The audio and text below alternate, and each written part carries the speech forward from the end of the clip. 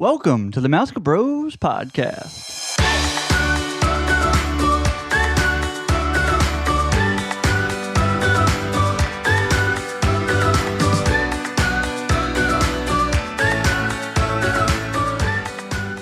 Hi, I'm Ryan. And I'm his brother Randy. Be sure to like us on Facebook and follow us on Instagram at the Mouseka Bros. We'll be releasing new episodes every Friday, so make sure you subscribe to get the latest podcast. If you have any suggestions for upcoming shows or just want to say hi, you can email us at mousekaBrosPodcast@gmail.com. If you're planning your next Disney destination or Universal Orlando vacation, you're going to want to reach out to me, Ryan Noppinger, with Capture the Magic Vacations. You can reach me at ryan.noppinger at ctmvagent.com. This is a no-cost to you service to use me as your travel agent. I'll make sure you get the best vacation package or deal for your whole family. I can also help make dining reservations and plan fast passes to make planning your Disney vacation less stressful and more magical. On today's episode, we are reviewing our most recent trip to Walt Disney World.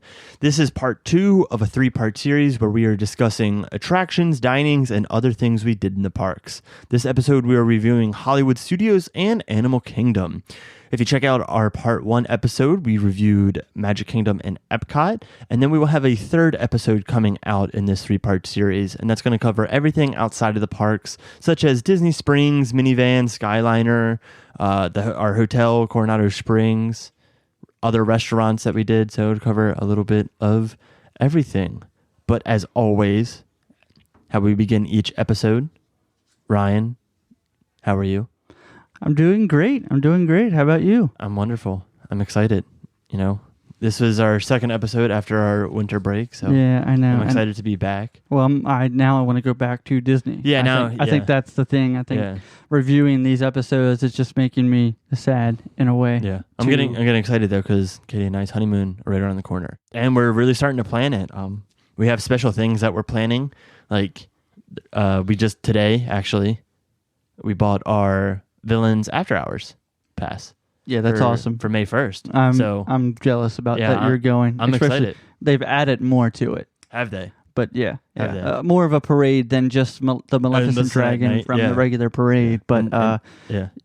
And this will be our first after hours party special hard ticket event. Yeah, period. So, yeah. Hopefully more to come there, and I'm sure there'll be many review episodes. Oh, there'll be an episode. Don't you worry. Yeah, from that. But I guess as little housekeeping stuff first, before we go into the episode, we actually are doing a giveaway. So just review us wherever you're listening, whether it be Apple Podcast or YouTube, and then take a screenshot of that, and then email that screenshot with your information to mousekaBrosPodcast@gmail.com, and we'll send you either a Mouseka Bro Podcast button or sticker while supplies last. So yeah, and we would definitely thank you so much if you definitely leave us a comment with some love. It helps us grow. It helps us grow through these different channels like Apple Podcasts, move up the charts, as they say, or at least that's what they tell me. But yeah, and then we also have something else coming up in March. Randy, what's that? We have our March Madness. So we did this last year, and we're going to do it again this year. And this year will be Disney movies. And so last year we did attractions. This year's going to be Disney movies. We'll cover Pixar, Disney animated, some live action, some superheroes. We'll probably have another episode where we kind of select all the matchups, and then Ryan and I are still kind of figuring out what a tiebreaker is going to be. So it might have something to do with how much money it made or something. I don't know. We're going to figure that out. But more details will definitely come out when we have them.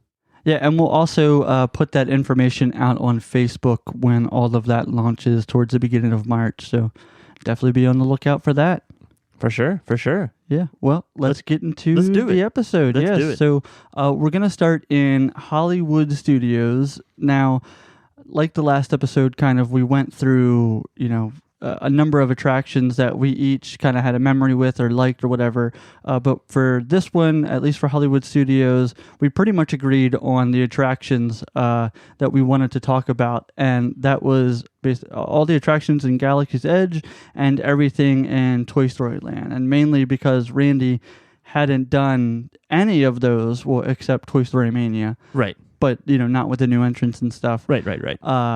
And I've done everything in Toy Story Land before, and I've also done Millennium Falcon Smuggler's Run, but this was our first time jointly together doing Rise of the Resistance, and we'll get into a little bit about that.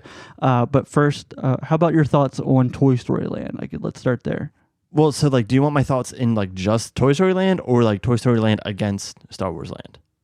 It's not Star Wars Land's Galaxy's Edge. I'm sorry. I'm going to say Star Wars Land, and I know it's not that. I know. I apologize. Just first impressions of Toy Story Land. It was good. When you kind of walked in, you immediately felt like you are shrunk down to a toy, and that's what they were trying to do. And all of the cast members, really played a part into that because, we went... My first experience was walking in there for breakfast because we opened the park, and I can get more details. But, we went right to Woody's lunchbox, and, after we ordered, or when we got there, the cast member greeted us and said, "Happy Unboxing Day," as we were just a toy. So it was cool because things were bigger. You can see Slinky Dog Dash as soon as you walk in, and it's a really cool feeling. But then as you kind of stand in there and or just be in Toy Story Land, you get the feeling that it's just yeah, this feels kind of rushed. There wasn't, I think the biggest thing that I noticed was that there wasn't a lot of shade. And I know that doesn't may not make sense, but almost everywhere else, there's some sort of covering, whether it be even a building that blocks the sun a little bit. But in Toy Story Land, it's just all open. Yeah. So it was we walked in and it was 9:00 and it immediately felt 20 degrees warmer than the rest of the park. Yeah. You can thank budget cuts for that one. Yeah. Yeah. And I think that's what, not rush, but just it seemed like they had a lot of big plans, and then it the budget cuts just kept happening and happening. And it feels like that. Yeah. But with those budget cuts, you can definitely see where the budget went, and that would be Galaxy's Edge. Yeah, no, absolutely. And if we're just going to switch this over to general thoughts about, Galaxy's Edge, it's hard to put into words. It truly is. That's my reaction. You just walk in and you're just okay, wow. Hollywood Studios started and they were well, what if we show people how movies are made, right? Then they're kind of in this, well, what if we put them in the movie? And you walk into Galaxy's Edge and you feel like you're in the movie. You feel like you're in the world of Star Wars. Oh, absolutely. And there's just absolutely nothing like it. Yeah. And I think that kind of comes from it's Pandora, level theming in the land. And I think that's what the new quota, what the new, level is for Disney. Yeah, absolutely. What guests will expect in the parks.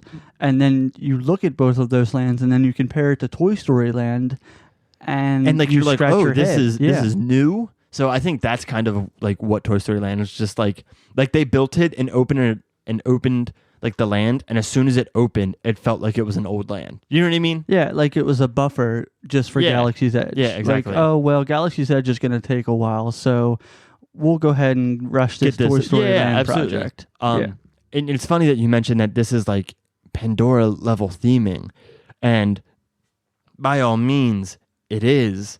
But at the same time, it's almost it's better than Pandora. It's Pandora 2.0 times 4. It's just it's hard to put into words. Yeah. What Galaxy's Edge is. Yeah, absolutely. You have to just go and experience for yourself. Yeah, and I think Disney had a lot riding on it as over 9 movies, 9 I guess trilogy type movies, just in that alone, not including, Solo and the other one there in the middle. Rogue One. Yes, Rogue One. And not including all the animated stuff. Yes, yeah. So there's so much riding on this one land. Yeah. I feel like they had to make it grand versus Pandora, Avatar, it's got one movie out right, so with far. more movies going to come out. So it's just it's not that there's an expectation, but there's already a franchise with Star Wars. I mean, not even the movies, just talk about comics that is made, all the action figures that was made, all the video games that have been made off Star Wars. There's a franchise already. So you have to build a land, theme something to a franchise, unlike Pandora, where it's like, okay, we're going to make this a franchise. Yeah. And really this whole land then gets me excited to see what they're going to make out of this kind of Star Cruiser hotel resort thing with the whole immersive experience. I think Galaxy's Edge, the building of it or, phases to what's next, I don't think is done. No. Until they're done making money off of it, which would be never. Yeah. All right. Go ahead. I was just saying, let's jump into attractions because now we got the general idea and we're both in agreement that Galaxy's Edge is just better. Awesome. So Toy Story Land attractions. All right, let's switch back to that. Yeah, let's talk about Alien Swirling Saucers first. Okay. Because that's probably like the lowest attraction on it. Like if you had to rank all three attractions, like Alien Swirling Saucers is going to be number 3. Yes. Okay. So let's talk about that then. It's a fun ride. It's fun. It's Tow Maters, but just Toy Story. It's like the exact same ride. Yeah, and it does seem Disney is multiplying this attraction around, which I don't mind them doing that because this is the first one of its kind in Walt Disney World, which is cool. But then again, you get on it once and you're like, okay, I'm good. Or yeah, I'm good. Right. But I like the different theming. I think there's one. Oh my gosh, I just saw it. It was maybe in Tokyo. I think that they're doing like a Baymax one.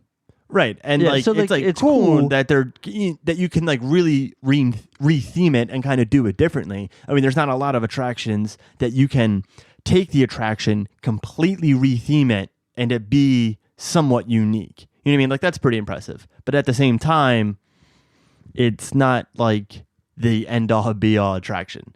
Right. I think we did it because we didn't have any fast passes.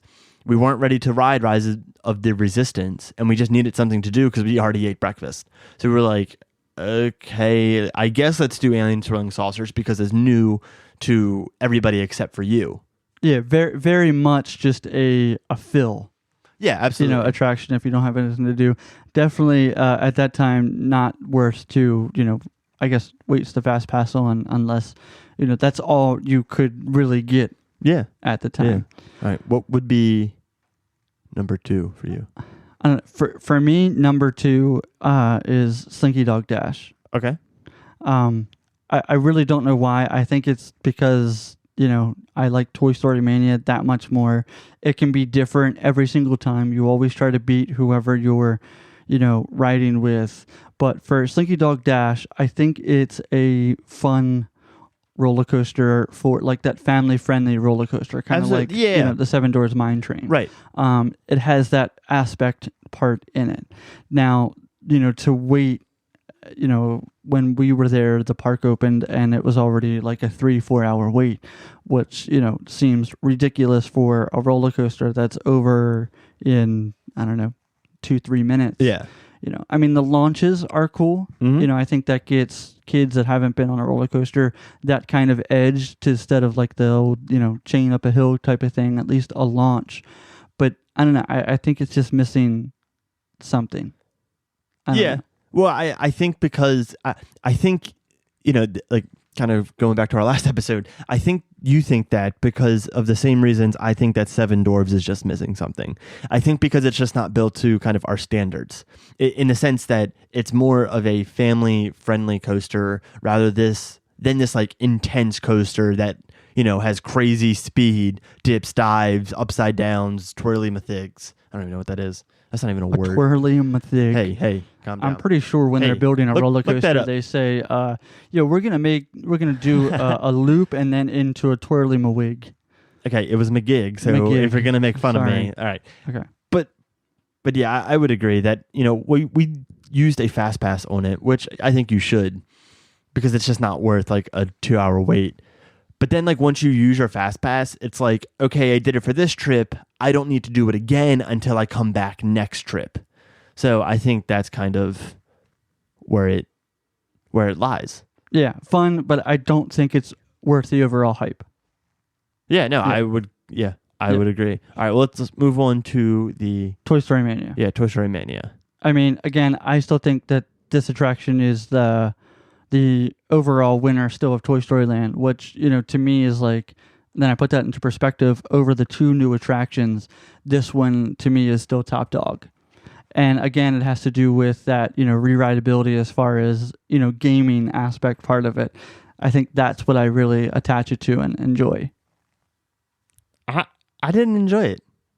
No? I didn't have a fun time on it. I don't know why. I always love Toy Story Mania. I mean, I'm not saying that I didn't have like a good time. Like, it is absolutely a must do when you go to Hollywood Studios. But like, we did it once, I think, because we had a fast pass, and I was okay. I was good. I didn't need to do it again. Like, we may try to get a fast pass for it for our honeymoon, but like, if we don't, like, I'm not worried. Like, it's okay. Yeah. I don't know. Out of the two, Slinky Dog Dash and Toy Story Mania, which one, like, and you have done it, on the trip, which one would you do again? On the trip? Yeah. Like, if you have fast pass or no fast pass? Like, so, okay, you started this question, so like, now you got to give me the scenario. All right, well, we had a fast pass for both Toy Story Mania and a fast pass for Slinky Dog Dash. You're saying if you had a second fast pass for Toy Story Mania or Slinky Dog Dash, which one would you do again? Yeah, just on like the same trip. Like, it was then your third day and you went to Hollywood Studios and you had already done Toy Story Mania and Slinky Dog Dash. Which one would you go again? Slinky Dog Dash. Okay.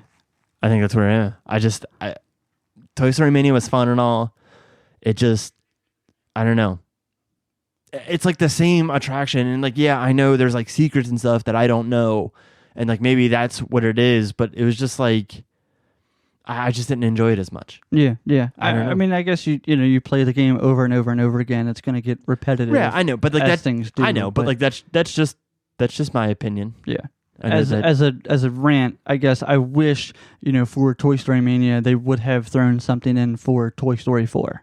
Yeah. I do wish that. Yeah, I wish I think it just needs like a update almost. Yeah. It's a carnival game and Toy Story 4 was basically at a carnival. Right. Like, it just needs not to be, we'll get into, this is some news a couple weeks from now, shout out. Is that like, it needs to be like a black box almost. Like, same track and stuff, but like, it needs to change the games every so often. I think then it would be fun. Like, what if there was a game where, like, I don't know how this stuff works, because like, I'm not an Imagineer, right? Not by any means. But like what if there was one where it was like skee ball, right? That's already something different. Like, they're different aspects, but they're like the same game. Like, you pull the trigger and either a baseball flies out, like a ring flies out, a dart flies out, and you got to hit a target. That's what every single game in Toy Story Mania is. It is the same game back and forth. Yeah. Yes, they have secrets that if you get those secrets, like your map or your screen changes or does something, like air blows or, like a mist or something. But they need to like change the game itself rather than you pulling a trigger and hitting a target. Like, it just needs to be something else. So like, I'm using the example of skee ball, that you have a ball and you roll it and like, you're still trying to hit a target, but it's got to go down like a pathway, then go off of like a ramp, like skee ball or something like that. I don't know. Yeah, I'm definitely all about them adding, different aspects to the game, because they have, more than just the characters from, Toy Story 1, 2, and 3. They have everybody now from 4 that they could add in there.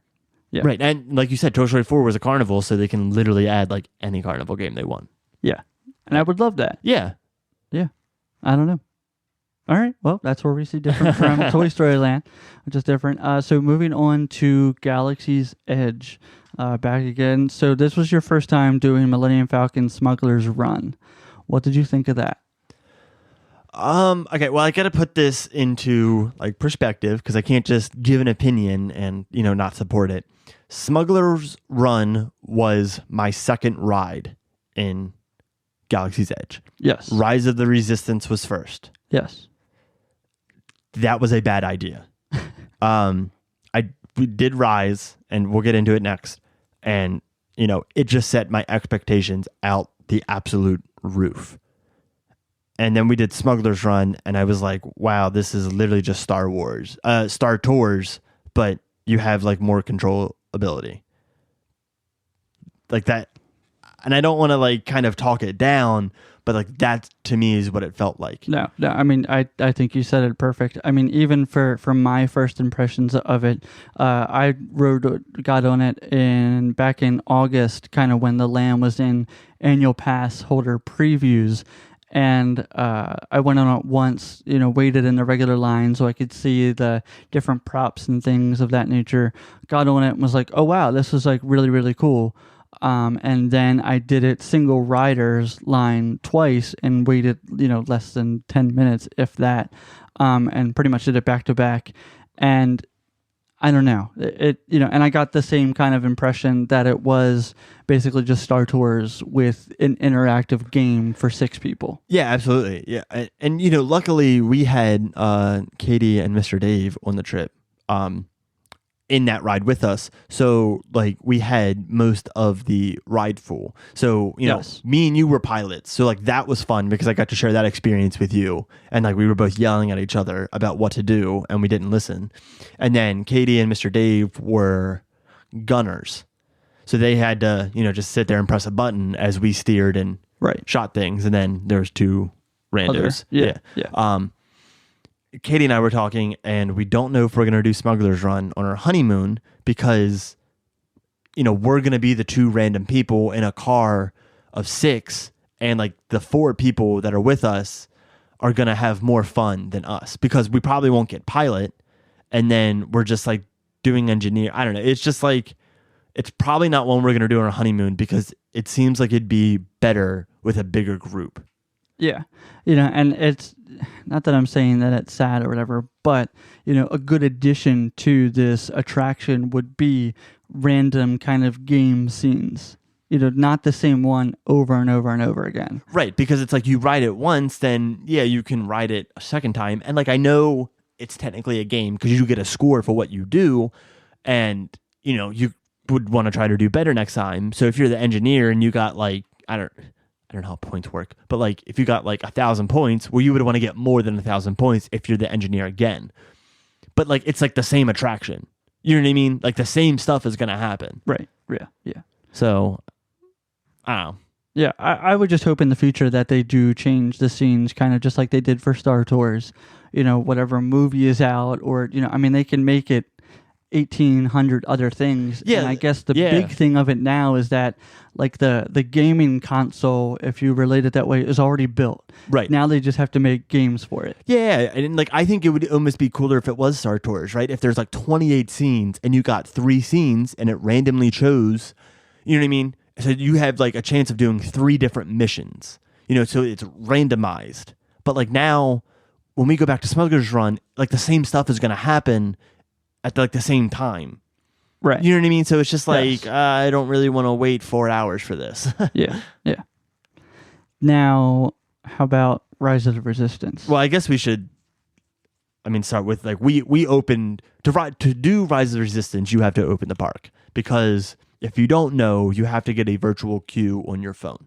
Yes. So to give a rundown of that, basically we left and we stayed at Coronado Springs. So we left Coronado Springs at like 5:15, and to our luck, there was a bus right outside as we were walking to the bus stop, which was perfect timing. Yeah. I don't know how long we would have had to wait if We would have missed that it one. wasn't there. Yeah. So we got to the park about 5:40. Maybe a little bit before that, and then it opened around 6:15 to let guests through. Mm-hmm. And then we were kind of standing on the street. I can't remember what that is. Sunset Boulevard. Yeah, Sunset Boulevard. I get that in Hollywood confused, but Sunset Boulevard. So we were standing there at 7 because we were gonna rope drop Rock and Roller Coaster, which ended up being down, so we did Tower of Terror instead.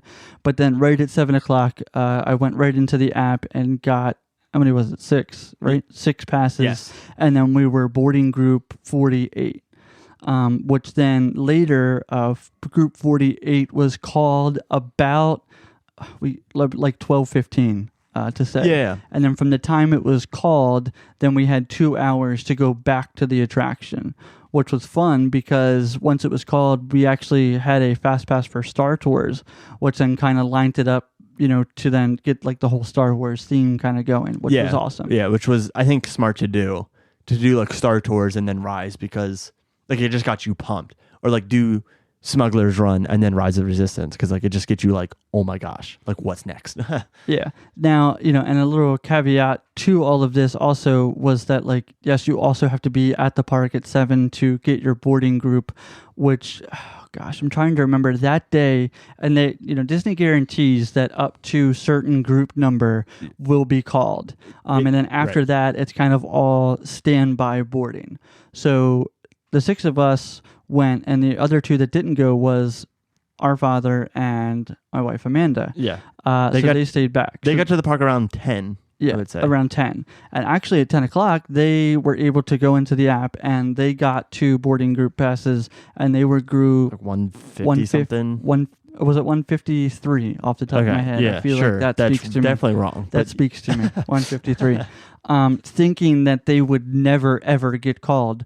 Shortly after we were wrapping up dinner at Sci-Fi, they called group 158 or 150 something, which we all thought was crazy because day in and day out they seemed like they didn't even get over group 100. Right. Well, and that's to the fact of like how many people signed up. If the ride goes down, that really affects a lot of stuff, and they give out boarding groups for the day based on the previous day. So if like the ride goes down and they only get to group 86, well, then the next day they're only going to give out like 100 boarding groups or guarantee 100 boarding groups. So right. Yeah. That's just fun facts. And then if you don't get into the section where you're guaranteed a boarding group, Disney gives you a fast pass basically to come back tomorrow at any time to ride the attraction. To ride it. Yeah.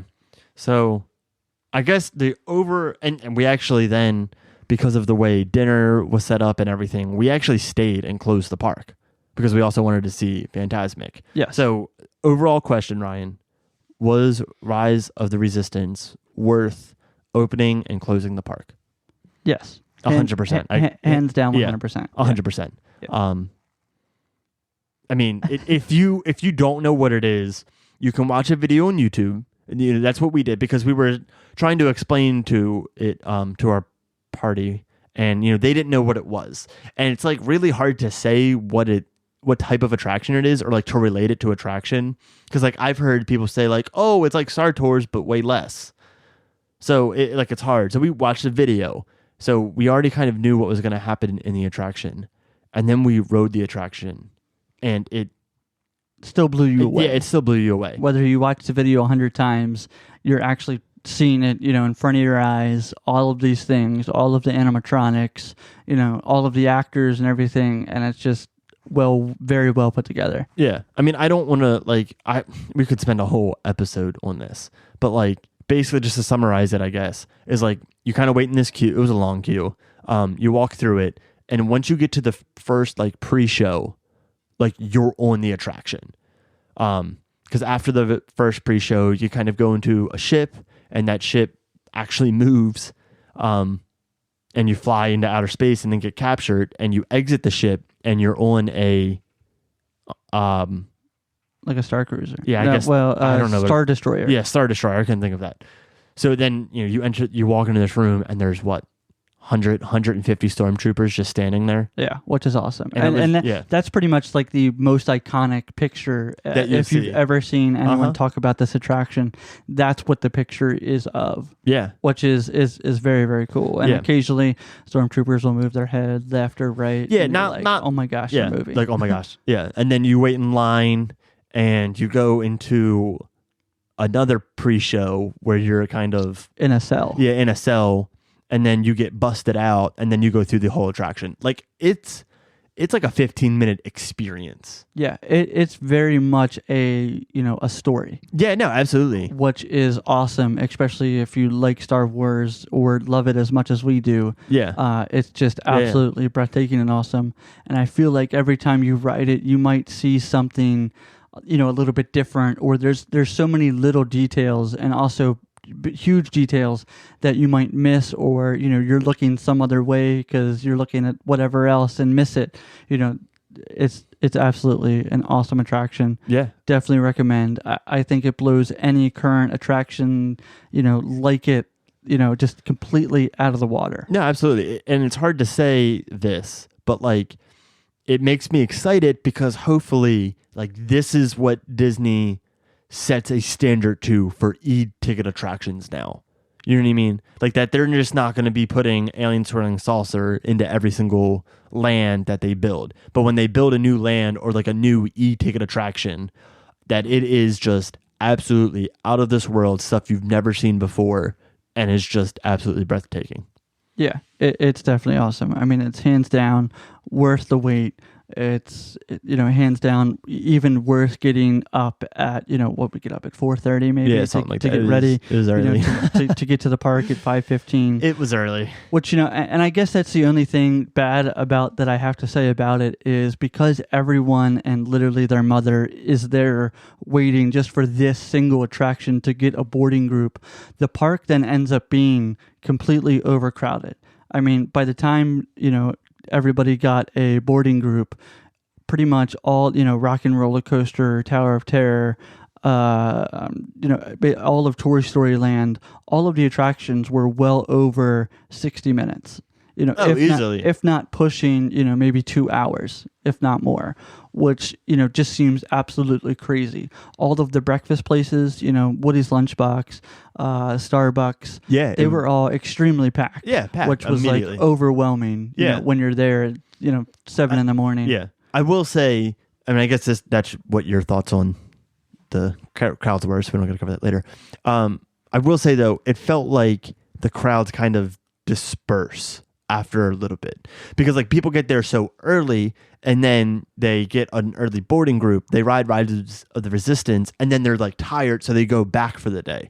So like it's like really, really, really busy, and then it hits like 11 noon and like it starts to kind of slowly decline. And it could be that, it was our boarding group number. Like it was close enough to stay there, until 12, but not far enough away to leave the park and then come back at maybe, 5 o'clock when it would potentially get called if it was numbered like 80. Right. So if like we were group number like 20, we would have done it. And then we could have been like, all right, I'm tired. Let's go home and take a nap or like, just relax. But like you said, kind of where we boarded, it was like, well, we just did that. Let's eat lunch now. Okay, lunch is done. There's only so many hours till our next thing, and we have more fast passes to do still. So it was just like, well, okay, now let's just stay. Yeah, I know. All right, so enough about attractions. Let's move over to some dining and food. And for what? We gotta talk about Fantasmic. Or do you want to do that last? Oh, you can talk about Fantasmic. Go ahead. So I know. I want to talk about Fantasmic. I wanted to mention this. One, I absolutely love Fantasmic. Two, there's not enough merchandise for Fantasmic. That's just me going off on a rant. Three, when we were there, this has never happened to us. So we were sitting in the back row with our father because he was on a stroller. It's not a stroller. It's not a stroller. I said that last episode too. It's a scooter. It's a scooter. All we right. pushed him around in a stroller. Move on. So during the show, the first thing that happened is during when the Rafiki and monkeys are dancing. So they're actually driven by people, which I didn't know. I thought they were all automatic kind of by computers. Yeah. And the one with monkeys on them. So there's actually only 2 boats and there's normally 3. Yeah. So I guess there was like a boat down or whatever. And the one with the monkey actually crashed. Crash is a harsh word. Yeah. It hit the wall where guests are, basically. Right. So, I mean, and then the monkeys kind of fell down on it, but they played it off, which is good. So I guess that was just miscalculation. So we were like, okay, you know what? That's it. That's fine. And then I want to say Maleficent came out and did her whole thing as the dragon. Yes. Right. So yeah, we went through the whole scene, and then after she's defeated, she didn't go back in all the way. Right.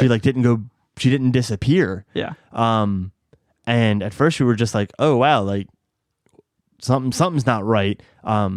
and then all of the water jets turned on, and they turned them on extremely high so that you couldn't see anything other than basically water jets and anything that happened in front of the water jets. Yeah. So like that was, we were just sitting there because we've seen this, I don't know how many times, and we were just like, oh my gosh, something's wrong. Like we were freaking out for them. And basically that affected then the end because Sorcerer Mickey is up on top and there's like a music that's like bum, bum, bum. And during that, it switches to him at the bottom, but he didn't come out on the bottom. It was just kind of like a side thing. Like, yeah, hey, I don't even think Sorcerer Mickey was out. he was at the top. I don't know that he was because of her. He was. Yeah. He was? Yeah, Okay. Yeah. Anyway, but he came, so like after he disappeared, then Mickey had to run out. And like instead of using, I guess like Mickey uses like a lift or something, or like I don't know. Yeah, on stage where Maleficent would be. Right. He had to like run out and it felt off the awkward. side. Yeah. Yeah. And we were just all freaking out. Yeah. To me, watching it was like really, really cool to see how they kind of recovered, what they could of the scene and blocked out what they could. Right. With what they had. Like, and like to see that side of it is awesome. Yeah. Cause like if you've never seen it, you might think that like something went wrong, but you're not really sure what, or you might not even thought anything went wrong. You were just like, oh, okay. Like she's defeated. We're just going to put up water jets because. Right. Because she's defeated. Yeah. And that's it. Yeah. Right. Yeah. So. Yeah, it was really, really cool to see him, recover and kind of do all of that. Yeah. At the end. Yeah, it was really cool to see. Yeah. Usually when Disney kind of messes up or, especially in a show, they would just stop it. Yeah, I'm really surprised. End it, and, maybe not this late as of restarting it over, but... Right, because like Maleficent was kind of out there, which is towards the end of the show. Exactly. Right. Yeah. I've seen them stop it for a boat though too. I've also seen videos where they don't stop it. So I guess that's just like either or. Yeah, it was crazy though. And then even after it ended, they kept the water jets on for a little bit. As people were leaving, they kept them on. They finally turned them off as we were walking away. Yeah. But it was so misty and the way the lights were that you couldn't see anything anyways. Yeah, it seemed like all of the fountains were keeping the smoke from the kind of low fireworks at the end there really down to the bleachers, which kind of made it weird to see and look. But Yeah, so like you couldn't like really look at the stage and you wouldn't see anything. You just kind of saw like a mist smoke. Which was also kind of cool. Yeah, it was cool. It was just different because it was like, oh my gosh, we get to see something went wrong. We get to see how Disney fixes it and kind of plays it off as nothing went wrong. Yeah, that's always, I hate to say, fun to see. Yeah, absolutely. I mean, as long as seriously no one was seriously hurt. Yeah, no one was seriously hurt, or now they gotta completely get rid of Fantasmic because of it. Right.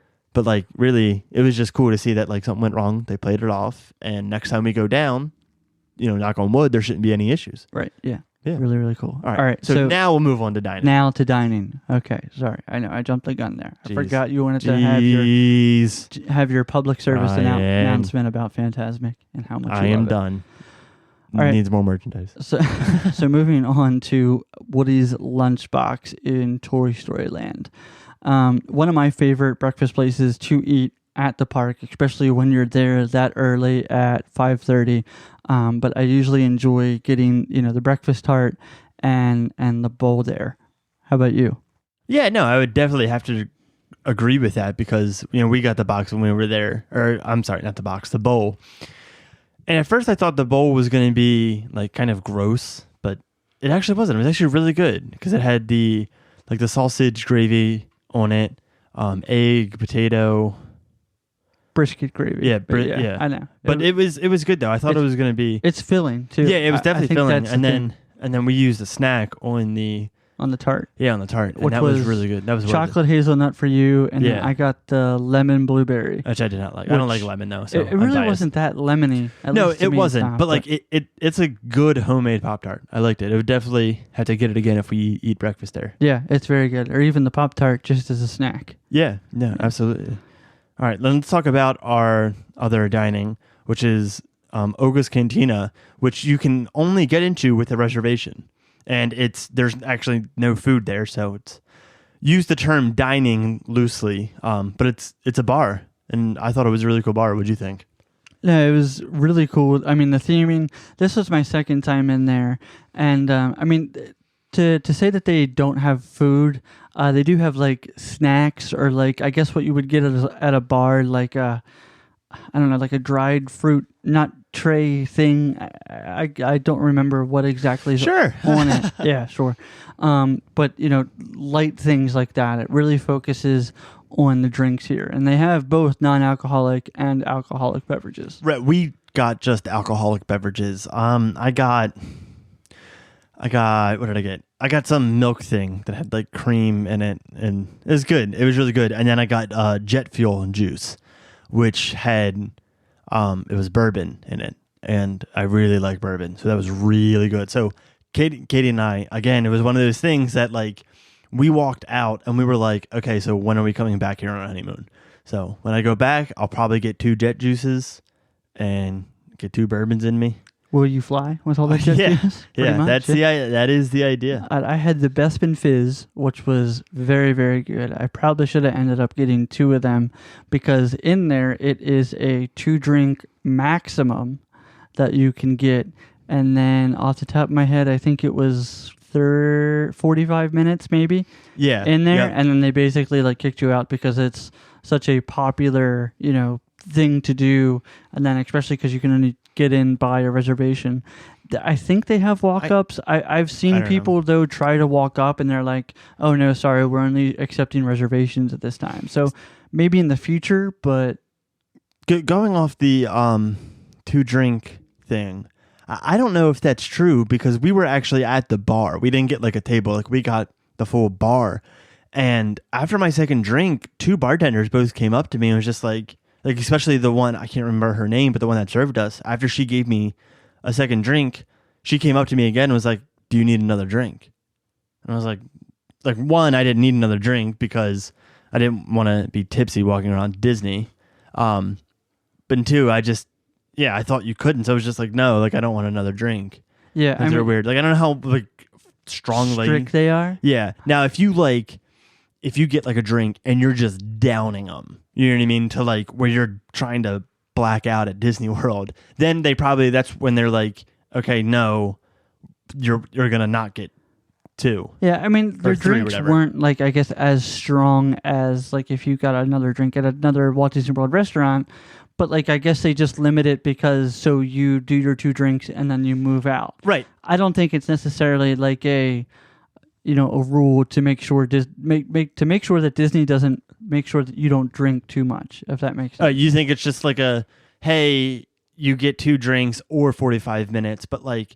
And then get out. Yeah, we're not really going to really enforce it, but we're going to sound like we're enforcing it. Yeah, which is different and I guess sad because like. Let's say I got 2 non-alcoholic drinks or whatever, or 1 non-alcoholic and 1 alcoholic. Right. That's my 2 drinks. Like, even if I wanted to, I couldn't spend money, and that's where I'm like, really, well, I think they wouldn't serve you a 3rd drink. Right, but I think it's just because it's so busy and everybody wants to do it. I think they're doing it just for right now to try to give people a chance. Like maybe they'll make the bar bigger, which I think they should. It was kind of small. Yeah. Especially for, Galaxy's Edge, like something like this. Yeah. I figure it was very small. Move them in, move them out kind of thing. Yeah, right. So just so everybody can see it. It was cool because... Rex. No. Oh, not that far yet? Yes, that too. But okay, so like Rex is in there and he's a DJ. Yes. If you don't know what Rex is, he was... the pilot from Star Tours like before it got revamped. Yeah, the original. Yeah. So like that's cool that they still had that throwback. I'm talking about the guard that came in. Oh, yeah. He talked to you and then me. That was quite the experience. This was oh my gosh, what is it? It's First Order Empire. First Order, yes, First Order. Yeah, I was thinking about Empire, but I was like, that's not it. Wrong time frame. But yeah, he was a First Order guard officer that came right up next to me and was like, how are you enjoying your day here? And I was like, what? Like, I didn't understand what was going on. I didn't know it was him. I thought it was like a guest or somebody, like, I don't know who it was. But then I was like, oh, it's him. And then I just was kind of like shell-shocked that he was like asking me questions like, how long have I been on the planet? And like all these kind of questions. It's just like, yeah, just keep talking because I'm just amazed that like, I'm in this world and I just kind of froze.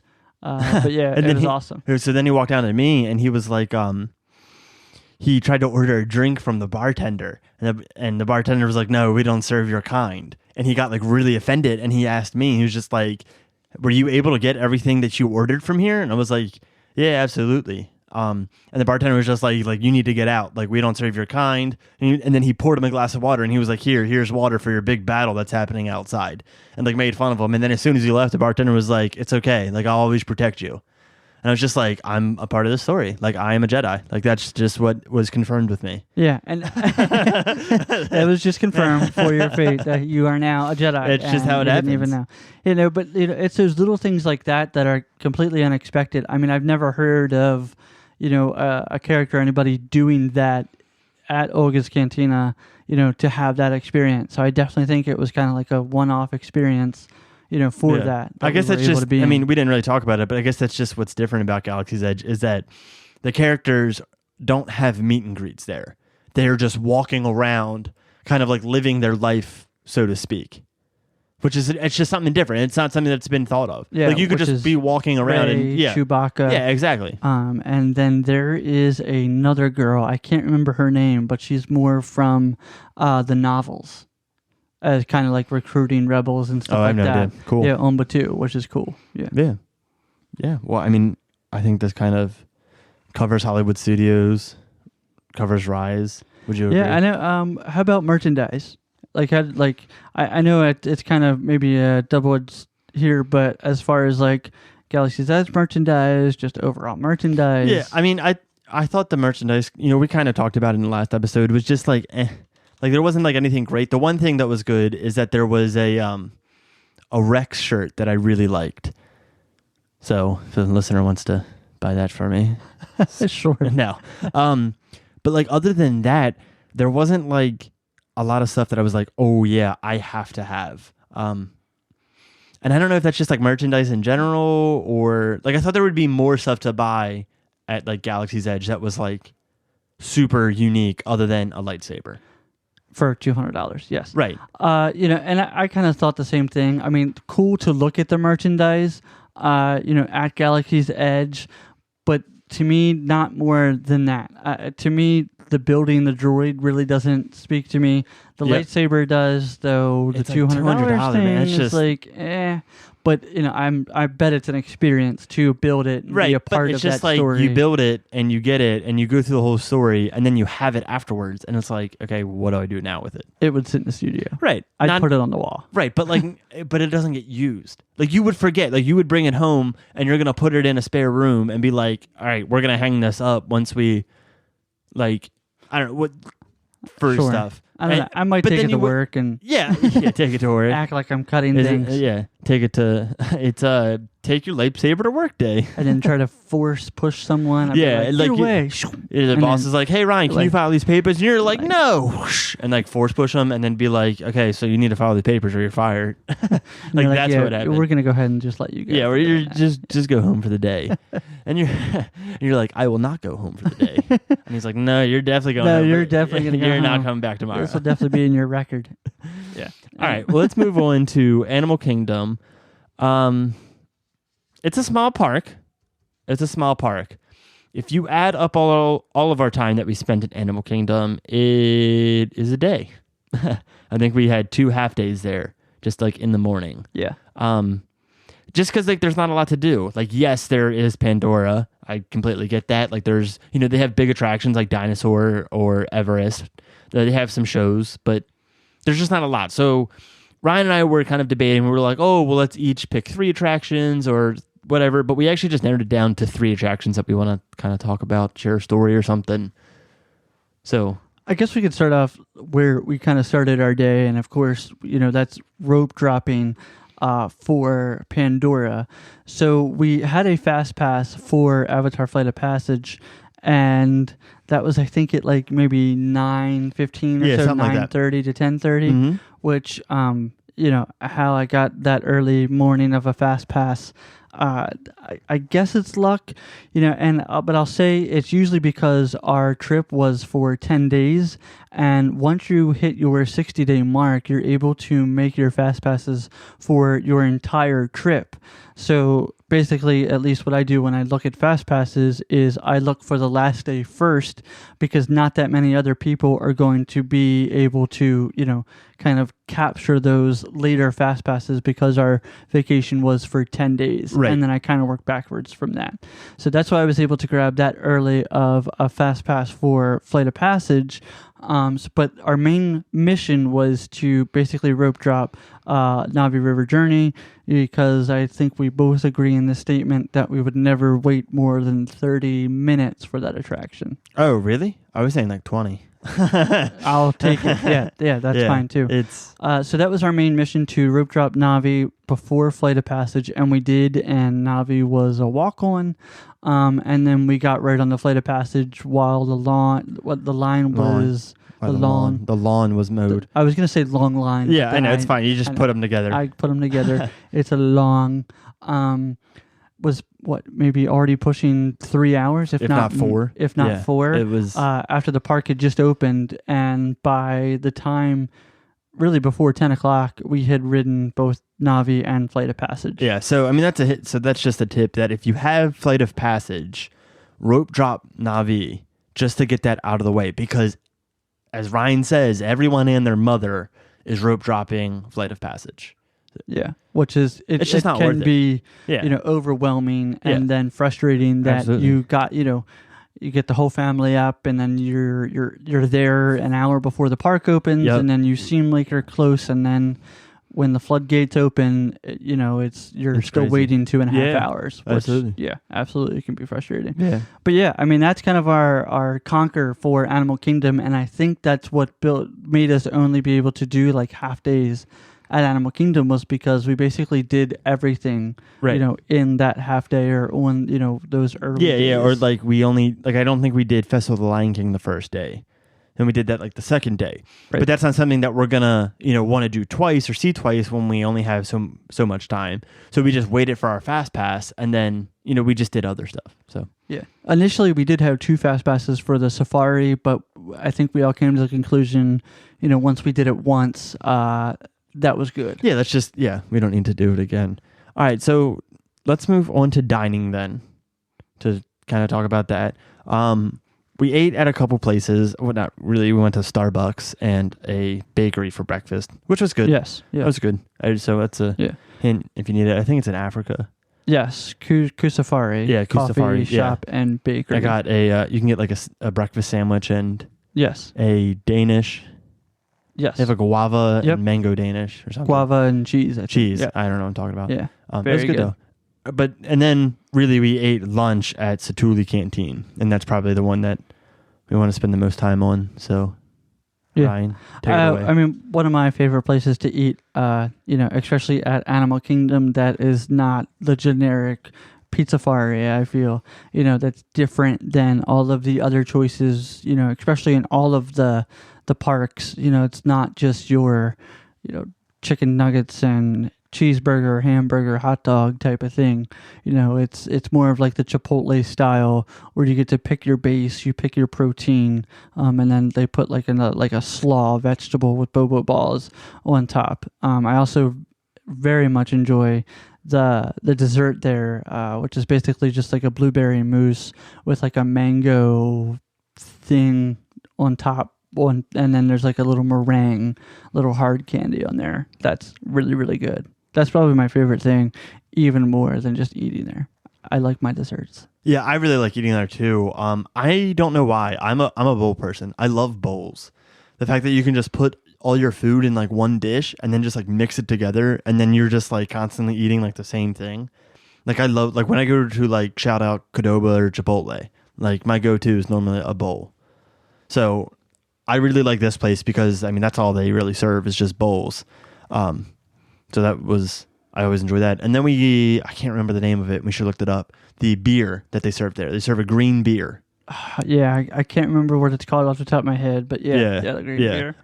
That's very good because you can only get that there. That's not like a like something they serve around Disney World. And there's actually a really cool shirt based off that, and it says IPA, Indigenous Pale Ale, because normally it's Indian Pale Ale, and it's got a picture of like an avatar.